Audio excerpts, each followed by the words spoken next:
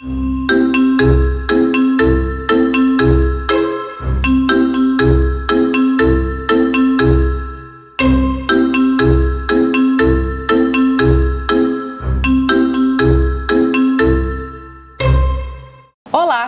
O Papo Literário de hoje é com o professor e escritor César Jacinto.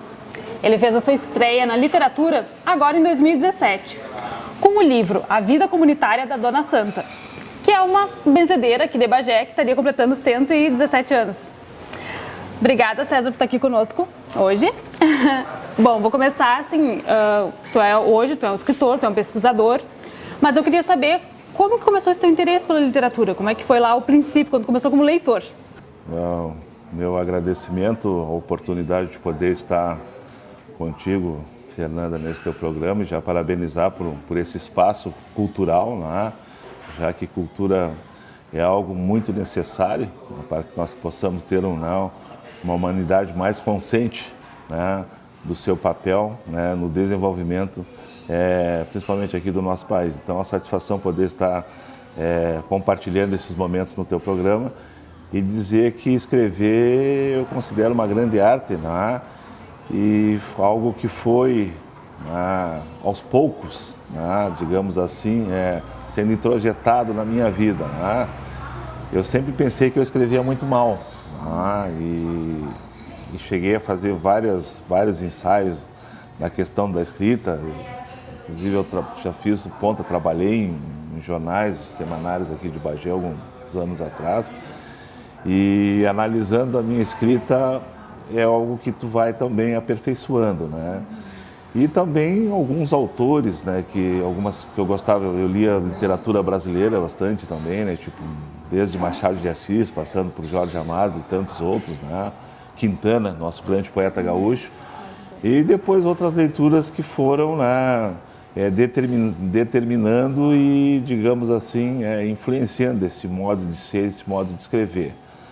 Então, o primeiro livro veio ao natural, e a gente também tem alguns livros praticamente prontos, né, para editá-los, produzi-los e fazer o lançamento. Mas quando começou assim a tua vida de leitor? Foi ainda na infância? Tu já gostava de ler quando pequeno? Tu já tinha acesso a livros na tua infância? Como é que é? Eu me associei na Biblioteca Pública de Bagé antes dos 18 anos, Biblioteca Pública Municipal, quando a gente não tinha internet, né? Então a única forma de tu ler era na biblioteca. E os meus pais, né? Sempre a minha homenagem aqui à Dona Neuza e ao Senhor Ami, né? Que não estão mais nesse plano espiritual hoje, mas eles sempre tentaram prover essa questão da educação que fosse importante na minha vida.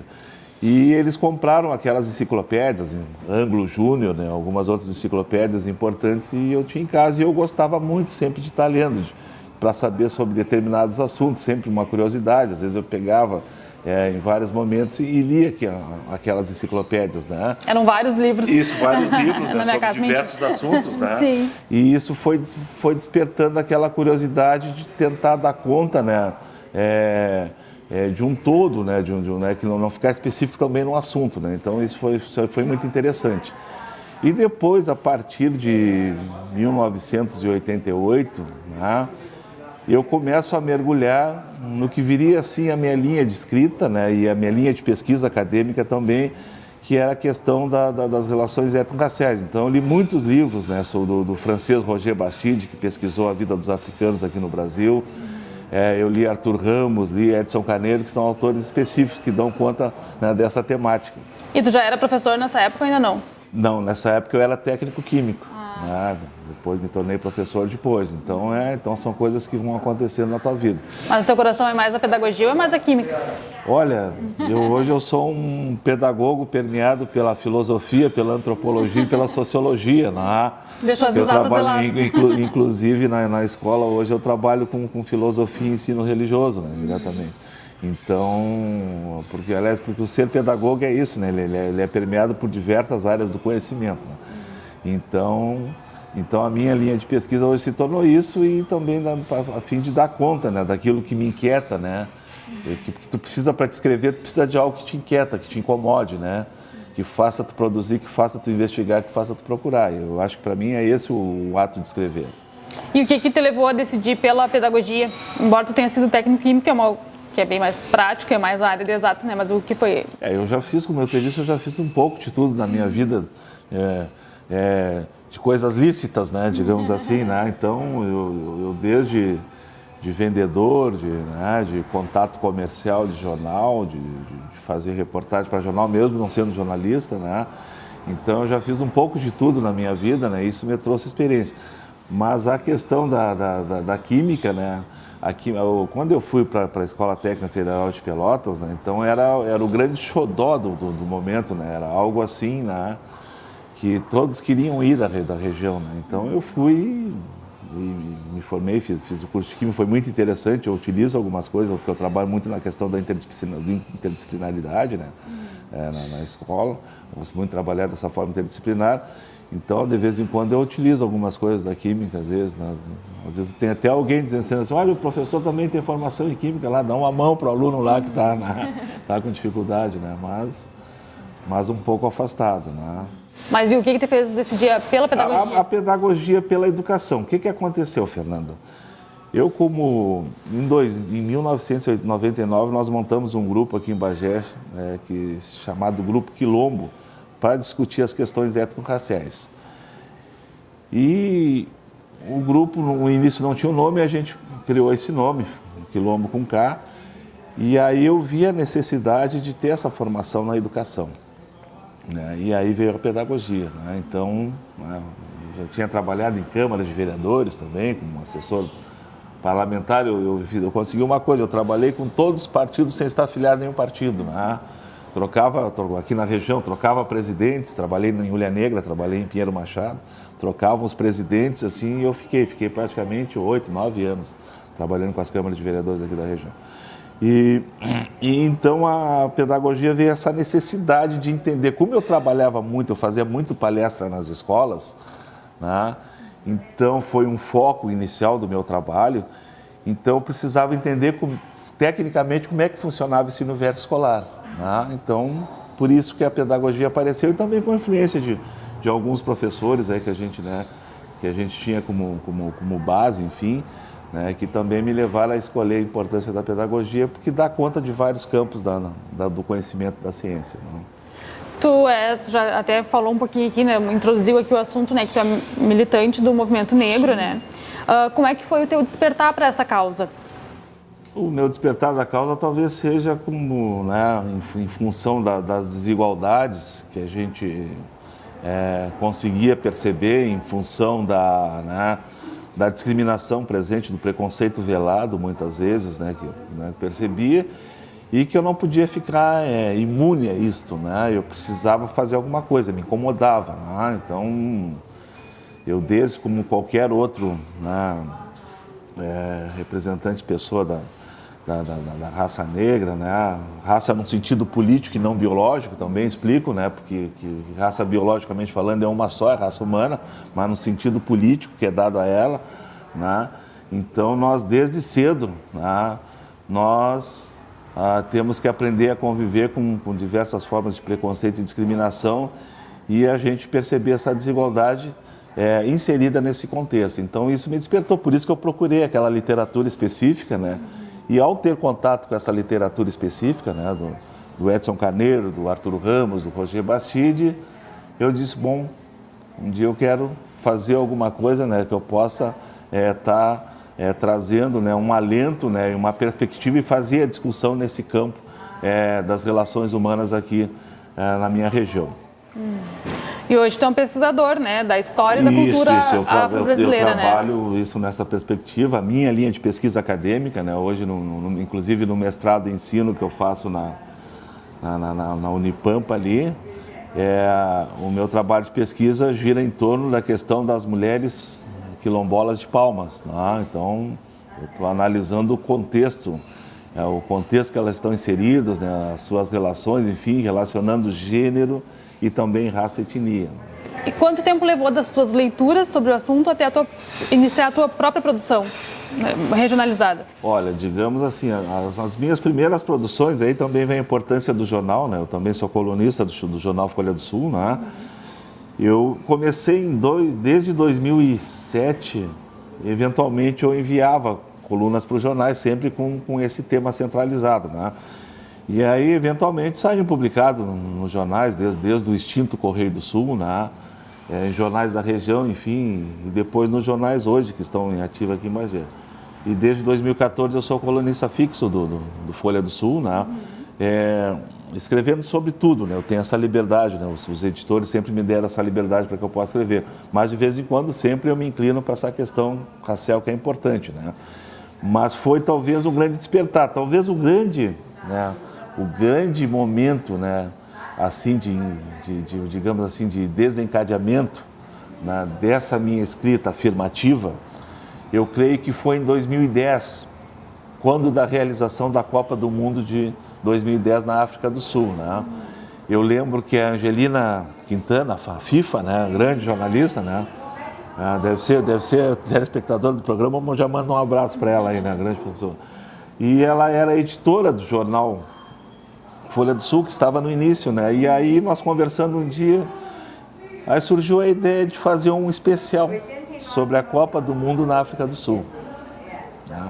E aí surgiu a Copa no Mundo, né, no berço da humanidade.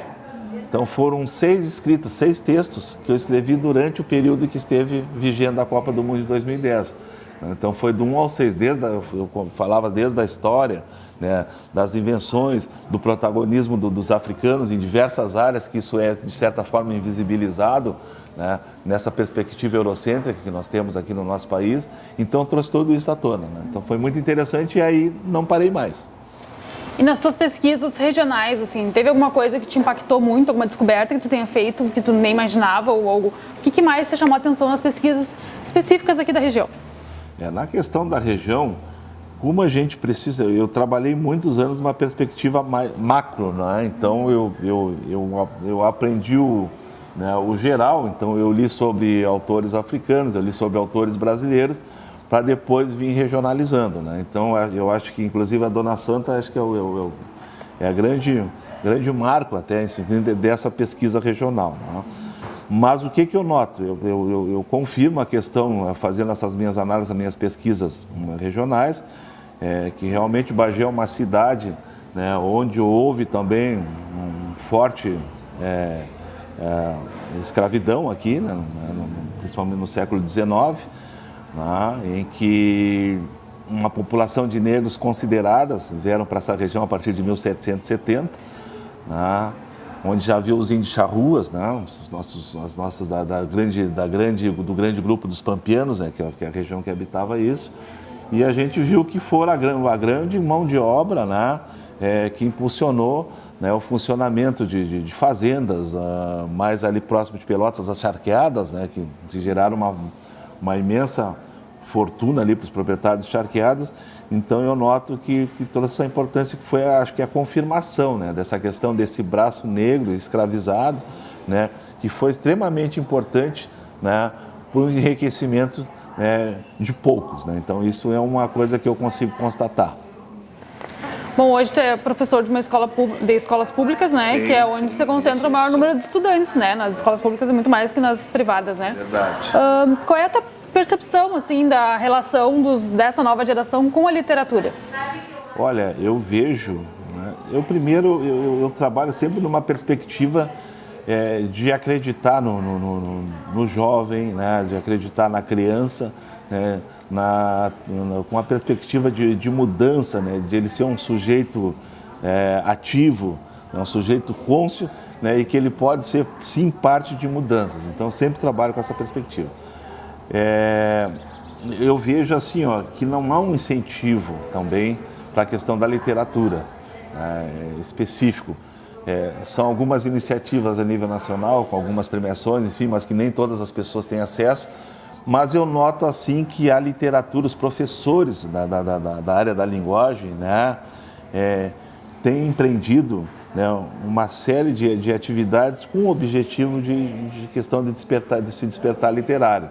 Então, são várias iniciativas que eu vejo, que eu acompanho pela imprensa, né, e com alguns professores, muitos que eu conheço da área da linguagem, né, que tentam trabalhar, que têm dado alguns resultados em alguns lugares, né? Então, eu creio que esse é o caminho. Nós não temos uma tradição, né, literária brasileira, como em outros países, né?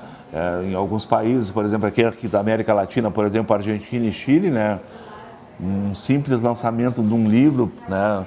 Pode ser um escritor desconhecido, ele causa um borbulho, né? Uma movimentação incrível, né? E aqui nós não temos, né? Eu fui feliz muito no livro da Dona Santa, que toda a primeira edição já esgotou, né? Então já esgotou e a gente pensa agora numa segunda edição.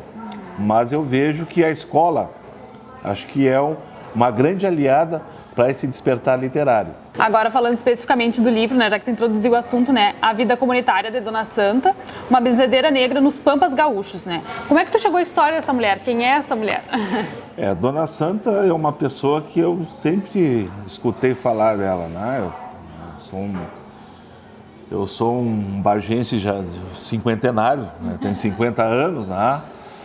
E então eu sempre ouvi falar, eu nunca fui benzido por ela, até porque na minha família, né, tinha benzedeiras e benzedeiros, né? O meu pai era um benzedeiro, a minha avó materna, né, Dona Delfina também era uma grande benzedeira, então eu nunca cheguei a ser levado para a Dona Santa, mas a história dela era muito forte, né?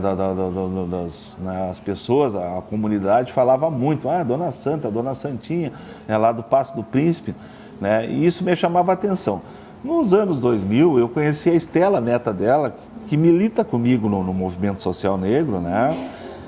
E aí a Estela sempre trazia à tona essa história. Depois teve homenagem na Câmara Municipal de Vereadores para ela, ela foi homenageada no Bloco Carnavalesco Unidos da Estangucha.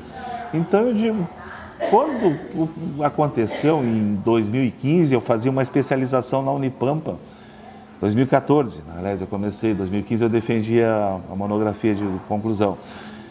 E aí eu digo, é hora de eu falar de mulheres negras, né? Trazer a história dessas mulheres negras de Bagé que não estão postas, né? Que não estão visíveis. E aí eu converso com a Estela, Estela, eu pensei em fazer a minha monografia de conclusão da especialização em Educação e Diversidade Cultural na Unipampa, falar da tua avó. Pela família, tá tranquilo? Não, tranquilo, te dou todo o material, te forneço todo o material. Mas ela não era mais viva? Não, ela faleceu em 1994. Ela vai fazer 24 anos agora no mês de junho que ela já é falecida, né? E aí digo, tá, e aí, dada essa liberação pela família, eu converso com a minha orientadora, a professora Dulce Voz, e ela gostou muito da ideia, adorou, né, se identificou, porque os pais delas também, né, os avós delas também tinham ligações com benzeduras, né, e aí a gente começou a trabalhar, e aí a metodologia utilizada foi a história oral, que foi, acho que, o maior achado que podia se ter, né. Então, através do depoimento das pessoas que conviveram com a Dona Santa, eu consegui, né, elencar, né, reunir uma série de elementos da vida dela. E a história oral ela tem uma importância interessante. Ela foi muito discriminada no meio acadêmico, mas hoje ela é aceita. E o Portelli diz que a história oral, né, o Alessandro Portelli, que é um dos teóricos que eu utilizei, ele diz que a história oral ela é tão descritiva que ela consegue contar não só no campo objetivo, mas também a subjetividade. Sim, é mais rica, né? Sim, ela consegue apresentar fatos e cada vez que tu faz esses levantamentos da história oral, tu entrevistar o mesmo entrevistado, ele vai te contar algo diferente. Então, a história oral é uma riqueza. E aí foi fantástico. Eu tive 3 pessoas, que foi a Dona Heloísa, filha da Dona Santa, foi uma das entrevistadas, a própria Estela, neta, e a professora Tânia, que foi uma pessoa que conviveu desde que o pai dela foi levado, depois ela era levada para ser benzida, depois os filhos, quer dizer, foram 4 gerações de família, então ela conhecia muito da Dona Santa, foram depoimentos interessantes. E aí foi reunir. Eu utilizei as análises, né, do discurso do Michel Foucault, utilizei autores pós-estruturalistas como Stuart Hall, né, que dão conta dessas questões da identidade, dessas questões da subjetividade, e deu no trabalho que tem que depois aí veio a ideia, porque o trabalho ele era muito técnico, né? Sim, porque pós-estruturalismo já é algo, né, digamos assim, meio fora da casinha para quem não está, né? Porque é uma análise completamente diferente, né? E aí eu digo, pô, mas isso aqui, tu colocar para as pessoas lerem, né? As pessoas normais, digamos assim, né? Não vai ficar bem. E aí eu fiz uma adaptação e transformei no livro. Aí veio a ideia do livro. E aí trabalhei praticamente em 2016, né? Em função de adaptar essa monografia para o livro, né? Então, subtraí alguns elementos, né? Algumas situações mais técnicas, mais teóricas, acrescentei outros, tipo, por exemplo, tem sobre São Cosme e São Damião, que era o santo protetor da Dona Santa, para quem ela fez a promessa, ela ficou viúva muito cedo, essa é a história, né? Então ela prometeu para São Cosme e São Damião, se me ajudarem a criar os meus filhos, né, eu vou sempre fazer a festa de São Cosme e São Damião. E continua sendo feito pela família, mais de 60 anos, né, a festa de São Cosme e São Damião lá na Vila Gaúcha. E aí eu fiz um capítulo explicando quem era São Cosme e São Damião, médicos são padroeiro dos médicos, enfim, onde surgiu a história deles na Itália, enfim, então, que não tinha no livro, por exemplo. E acrescentei mais algumas coisas sobre a questão familiar, né, relacionando a vida familiar dela com a vida comunitária, porque elas estão entrelaçadas. A casa da Dona Santa, por exemplo, segundo os depoimentos, ela não era a casa dela. Ela tinha 10, 15 pessoas, às vezes, que ficavam, por exemplo, 3, 4, 5 dias, né, iam para se benzer, vinham de outras cidades e ficavam hospedados lá, sem custo algum, né? Então, uma grande benemérita, não? E o livro, ele também traz não é uma curiosidade, mas uma especificidade que, além de ser uma personagem, ele é de uma profissão, que não é uma profissão, né? Mas Sim. É uma coisa que não existe mais, praticamente pouco existe, né? Bem menos do que antigamente, né? É histórico também, né? Sim, a questão das benzeduras até cabe até uma análise, até a gente fazer, de repente, uma pesquisa nesse sentido, né? Porque a benzedura, ela é algo que ela é repassada, né, na oralidade. Sim, de pai para filho, para mãe para filho, né? É bem uma cultura indígena e uma cultura africana, afro-brasileira, né? Que é passado pela oralidade. Ninguém aprende benzedura lendo em livro. Né? Então, é passado para aquelas pessoas que têm um dom, que acreditam, né? Passado de geração em geração. Ainda se tem algumas iniciativas, por exemplo, eu fui fazer uma palestra na Unipampa de Alegrete, ali para o curso de Educação do Campo, e aí encontrei um pessoal de Alegrete que eles prestam um trabalho, tem trabalho com as benzedeiras dos postos de saúde de Alegrete, né? Bem interessante, né? As pessoas têm um tratamento de saúde, né? E aqueles que querem ser acolhidos também pelas benzedeiras também são acolhidos. Né? Eu achei muito interessante, né? E o acolhimento e também a legitimação, né, pelo Poder Público Municipal de Alegrete, né? Então achei muito interessante. Bom, e como é que foi o processo de produção assim dessa obra, né? Tu fez ali primeiro para pesquisa acadêmica, né? E depois quanto tempo levou para tu finalizar dessa forma, como tu falou, para tornar mais acessível às pessoas até o lançamento dele? A grande dificuldade hoje, que eu acho que não é minha, talvez de outros escritores, até mais experientes, eu acho que é o financiamento, né? Acho que porque escrever é tranquilo, né? Tu fez, né? Tu muda, né? Tu alterna, mas a grande questão, acho que hoje é o financiamento da obra, em função de que tu não tem uma editora que possa te garantir uma distribuição, por exemplo, né? A nível nacional, né? Te colocar no mercado, enfim, né? Então essa é a grande dificuldade. Porque o escrever foi tranquilo, né? Então, na realidade, eu fiquei um ano, né, praticamente, de 2016, 2017, para poder financiar essa questão do livro, né? A finalização, né? Isso, ainda mais que nós somos funcionário público estadual, né? Quer dizer, né? Então a gente... E é possível classificar o livro como uma biografia? Olha, eu acho que sim, porque ele é bem biográfico, ele ficou bem biográfico através do depoimento oral, né? Foi muito interessante a questão da história oral, traz elementos assim, praticamente essas pessoas que foram selecionadas, né, elas conseguem dar conta, né, de boa parte da vida dessa personagem, a Dona Santa, né?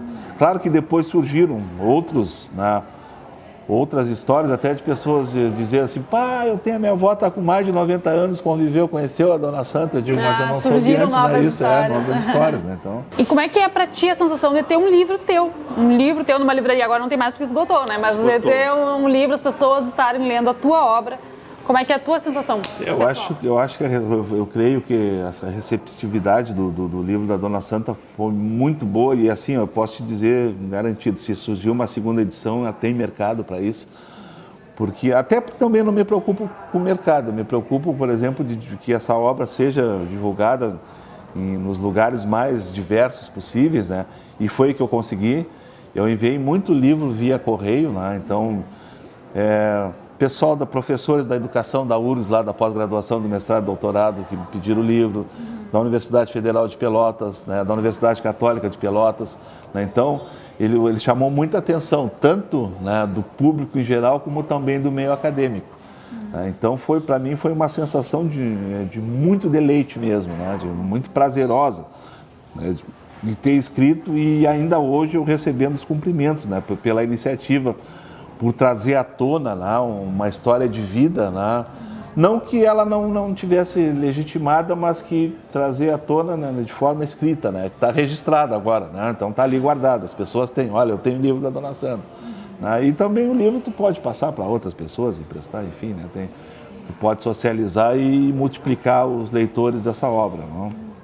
Lá no início do programa tu falou que tu tem planos literários para o futuro, né? Tu pode nos adiantar um pouquinho que planos são esses? Eu posso algumas coisas sim, Fernanda, com toda tranquilidade eu posso te adiantar. Pode surgir uma obra, talvez este ano, a gente está em contato de uma outra personalidade negra, né? De Bagé também? De Bagé também, bagense, então a gente está em tratativas.